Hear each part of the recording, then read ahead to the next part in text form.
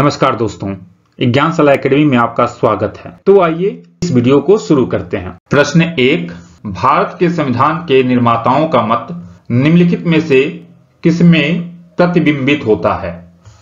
पहला विकल्प है उद्देशिका, दूसरा विकल्प है मूल अधिकार, तीसरा विकल्प है राज्य के नीति निर्देशक तत्व और चौथा विकल्प है मूल कर्तव्य। इसका आंसर होगा उद्देशिका। हम सभी जानते हैं कि उद्देशिका उद्देश्य प्रस्ताव का ही प्रवर्तित रूप था और उद्देश्य प्रस्ताव को पंडित जवाहरलाल नेहरू ने 13 दिसंबर 1946 को संविधान सभा के सम्मुख रखा था, जिसे संविधान सभा ने 22 जनवरी 1947 को अंगीकृत किया था। इस उद्देश्य प्रस्ताव में भावी संविधान की क्या रूपरेखा हो, इसका उल्लेख किया गया था। अर्थात इसमें राज्य का स्वरूप कैसा हो, इसके बारे में बताया गया था और उन आदर्शों के बारे में भी चर्चा की गई थी जिसे राज्य को प्राप्त करना था। आसान भाषा में कहा जाए तो उद्देश्य प्रस्ताव में इस बात की चर्चा थी कि संविधान हमारा कैसा हो। इसलिए कहा जाता है कि उद्देशिका या प्रस्तावना जो उद्देश्य प्रस्ताव का ही प्रवर्तित रूप है, संविधान निर्माताओं के मनस्थिति को समझने की कुंजी है। इसे संविधान की आत्मा भी कहा जाता है। मूल अधिकार संविधान के भाग 3 में उल्लेखित किया गया है या अनुच्छेद 12 से लेके अनुच्छेद 35 तक विस्तारित है। इसमें भारत में रहने वाले लोगों को प्राप्त कुछ अधिकारों की चर्चा की गई है। राज्य के नीति निर्देशक तत्वों में राज्य को कुछ निर्देश दिए गए हैं और अपेक्षा की गई है कि राज्य उन निर्देशों का पालन करेगा। मूल कर्तव्य को बाद में जोड़ा गया था। इसे 42वें संविधान संशोधन द्वारा 1976 में शामिल किया गया था। शुरू में कुल 10 मूल कर्तव्य थे, लेकिन बाद में एक मूल कर्तव्य को जोड़ा गया और वर्तमान स्थिति यह है कि मूल कर्तव्यों की संख्या 11 है। तो इस तरह देखा जाए तो इस प्रश्न का आंसर होगा ए। अगला प्रश्न है, भारतीय संविधान की प्रस्तावना में निम्नलिखित में से किस आजादी का उल्लेख नहीं किया गया है? ए, विचार की आजादी, बी, अभिव्यक्ति की आजादी, सी, विश्वास की आजादी, डी, आर्थिक आजादी। यहां पे ध्यान दीजिएगा, यह पूछ रहा है कि प्रस्तावना में कितने प्रकार की आजादी का उल्लेख है। तो प्रस्तावना में कुल 5 आजादी का उल्लेख है। पहला विचार, दूसरा अभिव्यक्ति, तीसरा विश्वास, चौथा धर्म और पांचवा उपासना।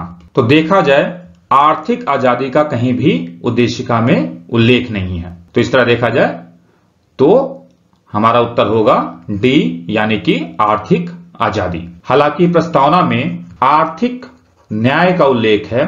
प्रस्तावना में 3 तरह के न्याय का उल्लेख है, सामाजिक, राजनीतिक और आर्थिक। अगला प्रश्न, भारत के संविधान के उद्देश्यों में से एक के रूप में आर्थिक न्याय का किसमें उपबद्ध किया गया है? पहला है उद्देशिका और मूल अधिकार, दूसरा विकल्प है उद्देशिका और राज्य के नीति निर्देशक तत्व, तीसरा है मूल अधिकार और राज्य के नीति निर्देशक तत्व और चौथा है उपयुक्त में से कोई नहीं। यानी हमारे पास 3 खंड हैं। पहला प्रस्तावना, दूसरा मूलाधिकार और तीसरा राज्य के नीति निर्देशक तत्व। हमें इन्हीं तीनों खंडों में देखना है किसमें आर्थिक न्याय की बात कही गई है। तो प्रस्तावना की बात की जाए तो प्रस्तावना में 3 तरह के न्याय की बात कही गई है।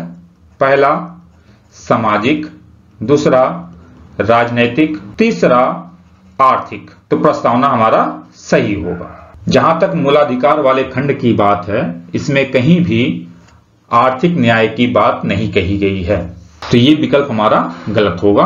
अब हम डीपीएसपी की बात करते हैं। वस्तुतः डीपीएसपी का उद्देश्य ही सामाजिक तथा आर्थिक लोकतंत्र की स्थापना करना है। तो इस तरह देखा जाए तो डीपीएसपी में आर्थिक न्याय की बात कही गई है। आप जब अनुच्छेद 38 को पढ़ेंगे, उसमें साफ साफ लिखा गया है कि राज्य को लोक कल्याण की अभिवृद्धि द्वारा सामाजिक, आर्थिक और राजनीतिक न्याय द्वारा सामाजिक व्यवस्था सुनिश्चित करने का स्पष्ट निर्देश अनुच्छेद 38 देता है। अब हम विकल्पों को देखें तो प्रस्तावना और डीपीएसपी विकल्प बी में है, तो इस तरह इस प्रश्न का उत्तर हो जाएगा बी। निम्नलिखित कथनों पर विचार कीजिए। पहला कथन है, भारत की संसद किसी कानून विशेष को भारत के संविधान की 9वीं अनुसूची में डाल सकती है। ध्यान दीजिएगा, 9वीं अनुसूची, मूल संविधान में केवल 8 अनुसूची हुआ करती थी। 9वीं अनुसूची को 1951 में प्रथम संविधान संशोधन द्वारा जोड़ा गया था और उल्लेख किया गया कि 9वीं अनुसूची में केंद्र या राज्य के जो भी कानून डाल दिए जाएंगे उनके खिलाफ कोई भी व्यक्ति कोर्ट में नहीं जा सकता। तो इस तरह देखा जाए पहला कथन सही होगा। दूसरा कथन देखते हैं, 9वीं अनुसूची में डाले गए किसी कानून की वैधता का परीक्षण किसी न्यायालय द्वारा नहीं किया जा सकता तथा उसके ऊपर कोई निर्णय भी नहीं किया जा सकता। तो शुरू में ये सही था, लेकिन 2007 में कोएहलो बनाम तमिलनाडु राज्य के मामले में सुप्रीम कोर्ट ने निर्णय दिया कि 9वीं अनुसूची में शामिल विषय न्यायिक समीक्षा से बाहर नहीं है। अर्थात इसमें यदि किसी कानून को डाला जाता है तब भी कोई व्यक्ति उस कानून के खिलाफ, यदि वह कानून मूल अधिकारों का हनन कर रहा है या उसे न्यून कर रहा है, तो वह व्यक्ति हाई कोर्ट या सुप्रीम कोर्ट में जा सकता है। कोर्ट ने निर्णय दिया कि 24 अप्रैल इसी दिन केशवानंद भारती बनाम केरल राज्य का निर्णय आया था। 24 अप्रैल 1973 के बाद इस सूची में शामिल सभी विषयों की न्यायिक समीक्षा की जा सकती है। तो इस तरह देखा जाए अब यह विकल्प गलत होगा। प्रश्न को देखते हैं क्या पूछ रहा है। उपयुक्त कथनों में से कौन सा या कौन से कथन सही हैं? तो सही कथन पूछ रहा है, तो सही कथन केवल एक होगा। ए विकल्प केवल एक, यही सही होगा। बी केवल 2, सी 1 और 2 दोनों, डी ना तो 1 ना ही 2। तो आंसर हो जाएगा ए। अगला प्रश्न, किस प्रधानमंत्री के कार्यकाल के दौरान भारत के संविधान में 9वीं अनुसूची को पुनः स्थापित किया गया था?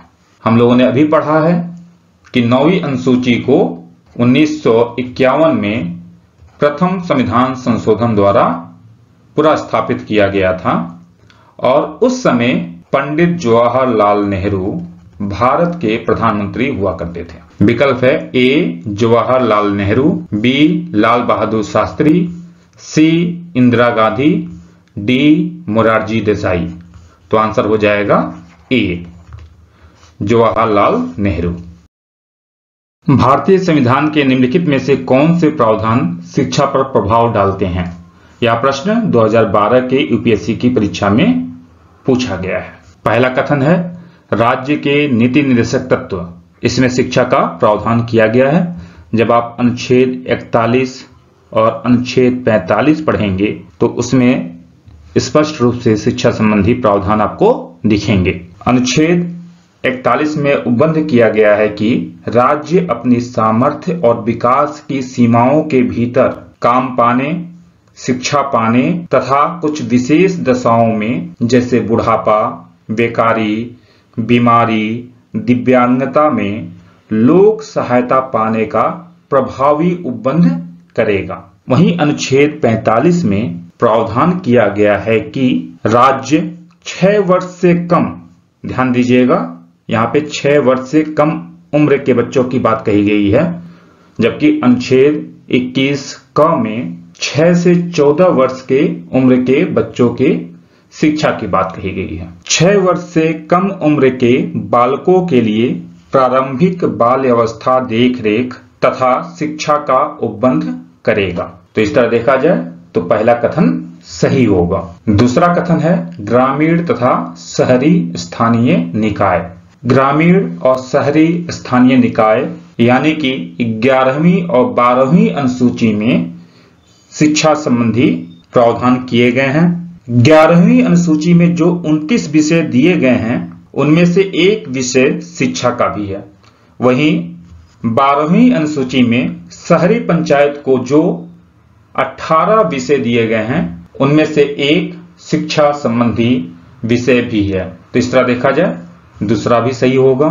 तीसरा, पंचम अनुसूची। 5वीं अनुसूची अनुसूचित क्षेत्रों और अनुसूचित जनजातियों के प्रशासन और नियंत्रण से संबंधित है। इस अनुसूची में भी शिक्षा संबंधी बातों का उल्लेख है, तो तीसरा भी सही होगा। इसी तरह 6ठी अनुसूची में भी शिक्षा संबंधी प्रावधान किया गया है, तो यानी चौथा कथन भी सही होगा। 6ठी अनुसूची असम, मेघालय, त्रिपुरा और मिजोरम के जनजातीय क्षेत्रों के प्रशासन के बारे में बात करता है। 5वां कथन है सप्तम अनुसूची। सप्तम अनुसूची में केंद्र और राज्यों के बीच में शक्तियों का बंटवारा किया गया है। इसमें 3 सूचियों का उल्लेख है, संघ सूची, राज्य सूची और समवर्ती सूची। इसमें भी शिक्षा संबंधी प्रावधान है, तो इस तरह देखा जाए तो 5वां भी सही है। अब प्रश्न को देखते हैं। निम्नलिखित कूटों के आधार पर सही उत्तर चुनिए। ए केवल 1 और 2, बी केवल 3, 4 और 5, सी केवल 1, 2 और 5, डी 1, 2, 3, 4 और 5 सभी। तो इसका उत्तर हो जाएगा डी सभी। अगला प्रश्न है, भारत के संविधान की निम्नलिखित में से कौन सी एक अनुसूची में दल बदल विरोधी कानून विषयक प्रावधान हैं? यह प्रश्न 2014 में पूछा गया है। पहला विकल्प है दूसरी अनुसूची, दूसरा विकल्प है 5वीं अनुसूची, तीसरा विकल्प है 8वीं अनुसूची और डी यानी कि चौथा विकल्प है 10वीं अनुसूची। दल बदल विरोधी कानून को 52nd संविधान संशोधन अधिनियम द्वारा 1985 में जोड़ा गया था। इसके लिए संविधान में 10वीं अनुसूची को जोड़ा गया। साथ ही संविधान के अनुच्छेद 102 में एक नया उपखंड 2 जोड़ा गया। इसी तरह 191 के अंतर्गत एक नया उपखंड जोड़ा गया। 10वीं अनुसूची के अनुसार निम्नलिखित आधारों पर निम्न परिस्थितियों में किसी सांसद या विधायक की सदस्यता समाप्त हो जाएगी और ये परिस्थितियां हैं। पहला, यदि कोई सदस्य उस राजनीतिक दल की सदस्यता को स्वेच्छा से छोड़ देता है जिसके चुनाव चिन्ह पर वह निर्वाचित हुआ है, तब उसकी सदस्यता चली जाएगी। दूसरा, यदि कोई सदस्य अपने दल के खिलाफ जाकर सदन में मतदान करता है तब उसकी सदस्यता जा सकती है। तीसरा, जब कोई निर्दलीय सदस्य किसी दल में शामिल हो जाए। चौथा, कोई नामित सदस्य, आप सभी जानते होंगे कि लोकसभा में 2 आंग्ल भारतीयों को और राज्यसभा में 12 सदस्यों का नामांकन राष्ट्रपति करते हैं और इसी तरह का नामांकन राज्यों के विधानमंडल में भी होता है। तो इसमें प्रावधान किया गया है कि कोई नामित सदस्य 6 महीने बाद, इस बात को ध्यान रखिएगा, 6 महीने बाद किसी राजनीतिक दल में शामिल होता है तो उसकी सदस्यता समाप्त हो जाएगी। यदि वो 6 महीने के पहले किसी दल की सदस्यता को स्वीकार कर लेता है तब उसकी सदस्यता समाप्त नहीं होगी, लेकिन 6 महीने बाद यदि वह किसी दल की सदस्यता को स्वीकार करता है तब उसकी सदस्यता समाप्त हो जाएगी। तो इस तरह देखा जाए तो इसका आंसर हो जाएगा 10वीं अनुसूची यानी कि विकल्प डी। अगला प्रश्न है, भारत के संविधान की किस अनुसूची के अधीन जनजातीय भूमि का खनन के लिए निजी पक्षकारों को अंतरण अकृत और शून्य घोषित किया जा सकता है? यह प्रश्न 2019 में पूछा गया है। ए 3री अनुसूची, बी 5वीं अनुसूची, सी 9वीं अनुसूची, डी 12वीं अनुसूची। हम सभी जानते हैं कि 5वीं और 6वीं अनुसूची क्रमशः अनुसूचित क्षेत्रों और अनुसूचित जनजातियों के प्रशासन और नियंत्रण के बारे में तथा असम, मेघालय, त्रिपुरा और मिजोरम के जनजातीय क्षेत्रों के प्रशासन के बारे में उपबंध करता है। 5वीं अनुसूची समस्त भारत में लागू है, वहीं 6ठी अनुसूची केवल 4 राज्यों असम, मेघालय, मिजोरम और त्रिपुरा में लागू है।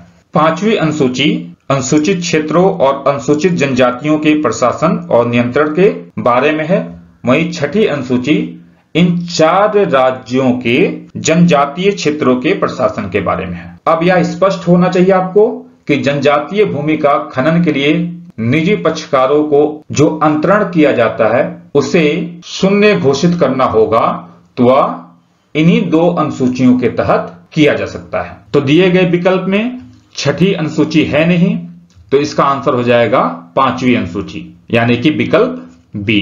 आंसर हो जाएगा विकल्प बी। अगला प्रश्न, भारत के संविधान में 5वीं अनुसूची और छठी अनुसूची के उपबंध निम्नलिखित में से किस लिए किए गए हैं? यह प्रश्न 2015 में पूछा गया है। पहला विकल्प है अनुसूचित जनजातियों के हितों के संरक्षण के लिए, यह सही होगा। दूसरा विकल्प है राज्यों के बीच सीमाओं के निर्धारण के लिए, सी पंचायतों की शक्तियों, प्राधिकारों और उत्तरदायित्वों के निर्धारण के लिए, डी सभी सीमावर्ती राज्यों के हितों के संरक्षण के लिए। तो आंसर हो जाएगा ए। अभी हम लोगों ने पिछले प्रश्नों के डिस्कशन के क्रम में इसे जाना है। उम्मीद है यह वीडियो आपको पसंद आया होगा। फिर मिलते हैं एक नए वीडियो के साथ। तब तक के लिए नमस्कार, जय हिंद।